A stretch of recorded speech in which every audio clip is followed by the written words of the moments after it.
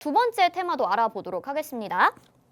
오늘 하락장 쪽에서 또 게임 종목들도 눈에 띄는 모습을 보였습니다. 메타버스 테마도 그렇고 게임 테마도 그렇고 굉장히 오랜만이었다라는 생각이 들거든요. 그리고 어떻게 보면 이 두 가지 테마가 늘 같이 움직이는 것 같다라는 생각도 들어서 오늘 또 어떤 이슈가 있었는지 궁금하고, 개별 이슈였나요? 아니면 같이 묶여서 움직였던 건가요? 개별 이슈죠. 네, 개별 이슈로 좀 보셔야 될 것 같고요. 오늘 이제 게임에 대한 이슈가 최근에 이제 문체부 장관께서 이 한국 K 콘텐츠 중에 한국 K 게임, 그러니까 코리안 게임을 좀 이제 더 확대를 시키겠다. 네. 산업 시장을 그러한 이제 발언을 내놓으면서 정책까지도 좀 구체적으로 나오고 있는 상황인데, 첫 번째로는 중국 판호에 관련돼 가지고 외교적으로 좀 해결을 해보겠다라는 이제 내용이 좀 나오고 있어요. 그래서 최근에 이제 중국 판호 때문에 사실은 게임주가 굉장히 사드 보복 이후로는 계속 약세였다 보시면 돼요. 그런데 이제 최근에 메타버스나 NFT 때문에 많이 겹쳐지면서 올라가나 싶었는데 다시 떨어졌어요. 왜 떨어졌을까요? 바로 또 게임 규제가 있죠. 우리나라에서 P2On에 대해서 규제를 한다라고 또 발언이 나왔습니다. 근데 요 P2On이라는 거는 어떠한 거냐면요, 시청자분들, 게임 안에서 우리가 게임 안에도 이제 아이템이라는 게 있잖아요, 그죠? 여러분들이 노란톡방 안에서 이모티콘을 사용하시죠? 네. 친구들끼리 이모티콘도 보내시죠? 이것도 네. 어떻게 보면 아이템이에요. 네. 아이템이거든요. 그쵸. 그러니까 내가 돈을 지불하고 아이템을 사는 것처럼 거잖아요. 게임 네. 안에서도 돈을 지불하고 아이템을 사기도 하고 혹은 어떠한 뭐 퀘스트 같은 거를 통해서 네. 아이템을 얻기도 하는데, 원래는 이 아이템에 대한 거래가 불법이었어요. 그러니까 벌금을 냈단 말이에요. 그러니까 그거에 대한 또 제도적인 장치가 없었어요. 근데 물론 그게 제도적인 장치가 없었을 뿐이지만 그런 게 성행을 많이 했었죠. 게임 아이템을 사고 파는 것들이. 특히 뭐 리니지 같은 게임 같은 경우는 뭐 칼 한 자루에 수십억씩 하는 것도 있고 수억씩 하는 것도 있으니까요. 네. 그러니까 이만큼이나 게임 아이템의 가격이 왔다 갔다 현금으로도 네. 실제 돈으로도 그렇게 왔다 갔다 하는데, 그동안에는 이거를 그냥 쉬쉬하면서 왔다 그러면은 P2O는 실질적으로 경매 시스템이라든가 거래 시스템을 만들어서 이거를 아이템을 현금으로 주고 사고 주고 팔 수 있게, 네네. 그리고 게임 머니를 현금화를 시킬 수가 있게. 그러니까 이게 공식화한다는 차원인 거네요, 결국엔? 그렇죠. 맞습니다. 그러니까 이제는 게임으로 돈을 벌 수 있는 시대가 온 거예요. 네네. 그런데 이게 글로벌적으로 P2On이 이렇게 확산이 되고 있는 와중에 우리나라가 아무래도 좀 그 유교적이잖아요. 네. 예, 그러다 보니까 그걸 또 막았어요. 우리나라 안 돼, 이렇게. 아무래도 이거, 이제 청소년들한테는 또 안 좋은 영향을 그렇죠. 끼칠 수 있으니까. 사행성이야, 네. 이렇게 이제 막았는데 네. 사실은 글로벌 기조는 그게 아니잖아요. 그렇죠. 근데 이게 어떻게 보면은 우리가 그 프로게이머들도 게임으로 직업을 삼고 또 돈을 벌어가는 것처럼 네. 이 게임이 앞으로는 이게 하나의 또 직업이 될 수도 있다라는 또 그럴 이런 수 해석들이 있죠. 나오고 네네. 있어요. 경제 활동이 거기서 이루어진다고 한다면. 다만 이제 P2On에 대해서 정상적인 이제 세금을 징수를 하고 그렇게 활동을 하게끔 어느 정도 제도를 만들어 놓으면은 이게 합법화가 가능하지 않겠냐라는 이제 의견들이 많이 나오면서 그걸 이제 추진을 하고 있다라고 네. 합니다. 그래서 여기에 대해서 오늘 이제 거기에 이슈가 올라왔는데, 그동안 게임주의 발목을 잡았던 게 바로 P2On에 대한 규제였다고 한다면은 그 규제가 이제 풀어진 거예요. 오. 그러니까 게임주들이 이제부터 저점을 잡고 다시 올라갈 가능성이 굉장히 크다라는 거겠죠. 그리고 두 번째로는 국가에서 직접 나서서 중국 판호를 해결하겠다라는 발언을 했잖아요. 네. 자, 이게 얼마나 큰 거냐면요, 우리나라 게임 시장보다 사실은 중국 시장이 굉장히 크거든요. 특히 넥슨사의 게임 중에 그 던전 앤 파이터라는 게임이 있어요. 들어봤어요. 네. 던전 앤 파이터라는 게임 같은 경우는 국내보다 중국에서의 매출이 10배 이상 많습니다.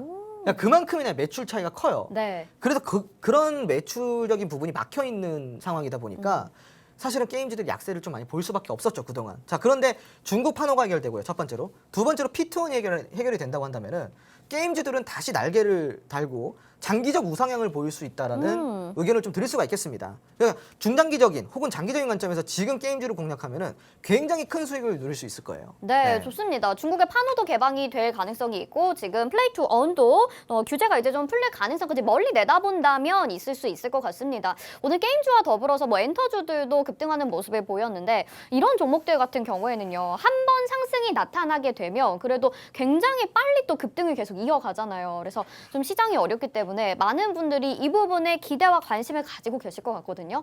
혹시 우리가 공략해볼 만한 종목이 있다면 어떤 것들이 있을지 좀 전략을 세워주세요. 무난하게 공략을 할 것 같으면 위메이드가 좋죠. 아, 무난하게 그래요? 공략을 할 것 오. 같으면 위메이드 같은 종목이 좋고 네. 아니다. 나는 무난한 것보다도 좀 익스트림한 걸 좋아한다. 그리고 좀 많이 올라갈 걸 좋아한다. 그러면은 좀 다른 종목들이 있죠. 요즘 후보군이 같은 있죠. 시장에서는 좀 익스트림한 거를 공략하고 싶지 않을까요? 그러면은 이거는 이제 사실은 이제 대응하기가 굉장히 어렵기 때문에 네. 노란톡방 입장을 해주시면은 네. 익스트림한 것들만 좀 알려드리도록 하겠습니다. 네. 알겠습니다. 여러분 요즘에 많이 시장이 힘들기 때문에 또 빨리 올라가는 종목들에 대해서 고민과 관심이 많으실 것 같아요. 저희가 이 게임 산업에 대해서도 지금 분석을 해드리고 있는데요. 빨리 올라갈 수 있는 종목 노란톡방 안에서 알려드린다고 말씀드렸죠. 그리고 저희가 게임주에 대해서도 종목을 한눈에 보일 수 있는 로드맵이 준비가 되어 있습니다.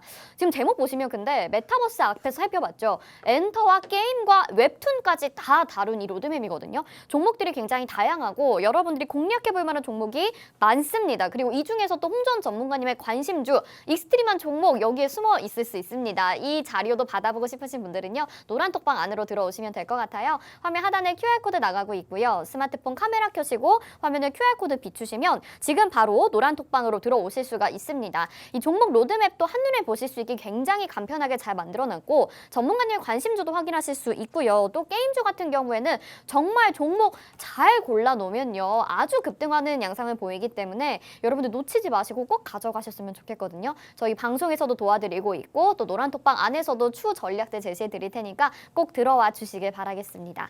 자, 게임주에 대해서 짚어봤는데 또 추가적으로 덧붙이실 말씀 있으실까요? 자, 제가 봤을 때는요. 지금 우리가 공략할 수 있는 산업은 굉장히 국한되어 있어요.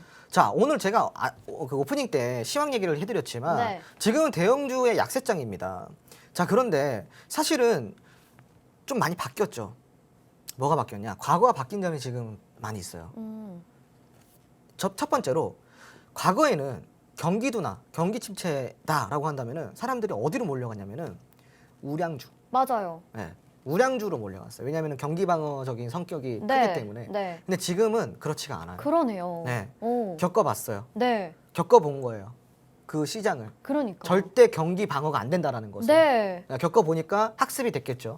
그러니까 오히려 경기 침체나 경기 둔화 시기에는 자, 성장주나 기술주들은 당연한 이야기예요. 당연한 이야기겠지만 매출이 좀 떨어질 수 있죠. 그 영업이익도 좀 적자로 왔다 갔다 할 수도 있는데 근데 그 폭이 그렇게 크진 않아요. 충분히 리버스가 가능하죠. 반전이 네. 가능한데 대형주 같은 경우는 매출이 떨어지기 시작하면은 뭐 몇십조 막 뭐 몇천억 뭐 이렇게 되니까 네네. 그게 좀 큰 리스크로 다가오는 것 같습니다. 그래서 지금은 제가 이제 이야기 드리고 싶은 거는요. 저는 누누이 이야기 드리지만 지금은 물려 죽어도 코스닥이다. 제가 물죽닥이라는 이야기를 많이 하고 있어요. 네. 그 이야기는 과거는 그랬을지 모르겠지만 지금은 상황이 많이 바뀌었다라는 거죠. 지금은 어떤 시대죠, 여러분? 정통 산업들이 곽강받는 시대인가요? 대부분의 우량주나 대부분의 대형주는 정통 산업입니다. 그런데 지금은 정통 산업이나 그런 어떠한 과거의 그런 산업들이 곽강받는 시대가 아니죠. 그럼 지금은 뭐예요? 바로 산업의 체인지, 산업의 교체기란 말이에요. 여러분들이 이제 3차 산업을 쭉 살아오다니 4차 산업으로 이제 들어가는 도입기에 있는데 산업이 이제 빠르게 교체가 되고 있어요. 듣도 보도 못한 메타버스가 나오고 있고요. 버튜버가 나오고 있고요. 뭐 이제 뭐 별게 다 나옵니다. 생전에 또 UAM이라는 걸 들어보신 적 있습니까? UAM이라는 게 나오고 있고 이만큼이나 산업의 변화 속도가 빠르다라는 거예요. 네. 그동안의 성장주나 기술주는 시장에서 관심을 못 받았어요. 왜? 너무 불투명하니까. 미래가 너무 불투명하다 보니까. 그런데 그렇게 불투명했던 친구들, 즉 기업들이 이제는 어떻게 돼가고 있죠? 이 4차 산업의 수혜를 보고 있어요. 그동안에 매출이 안 났던 곳들이 매출이 나오고 적자, 만년 적자를 보던 곳들이 흑자를 내면서 어닝 서프라이즈를 계속 기록해 나가고 갱신해 나가고 있습니다. 마찬가지로 컨센서스 또한 어떨까요? 2차 전지나 통신주, 대표적인 예로 자율주행 이런 테마들이 있어요. 통신 같은 경우는요, 여러분 적자를 말도 못하게 많이 봤어요. 자, 그런데 지금은 어때요? 흑자를 보고 있습니다. 그 흑자의 수준이 내년에는 컨센서스가 더 좋다고 하고요. 내후년에는 더 좋다고 합니다. 자율주행 또한 마찬가지죠. 자동차 부품 중에서도 자율주행 센서 부품 같은 기업들 같은 경우는요. 매출 폭을 보시면 어마무시합니다. 그만큼이나 이 예전에 관심받지 못했던 소외받았던 기술주 성장주들이 이제부터 성장을 진짜 제대로 하고 있는 시대라는 거예요.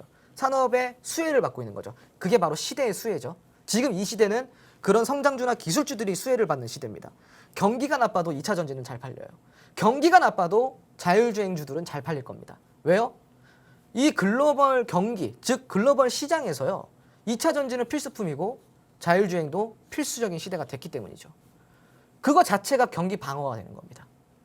즉 이제는 경기 방어주가 우량주가 아니라 이런 기술주들이 경기 방어주가 된다는 뜻이겠죠. 네. 여러분들도 이쪽으로 한번 집중을 해보시면 좋을 것 같습니다. 네, 알겠습니다. 이제는 정말 기존에 알았던 대형주가 아니라 성장주에 집중을 해야 된다라고 말씀을 해주셨습니다. 그렇기 때문에 오늘 분석한 테마들도 굉장히 중요하지 않았을까 싶은데요. 로드맵도 받아보시고 더 알아보고 싶다 하시는 분들은요. 하단에 QR코드 나가고 있으니까 스마트폰 카메라로 스캔하셔서 노란톡방 들어오시면 되겠습니다. 지금 노란톡방 안에서도 많은 분들이 인증샷 보내주고 계시는데요. 함께 하시면서 새로운 종목들 많이 알아가시고 여러분들의 수익으로 이어지면 좋을 것 같습니다.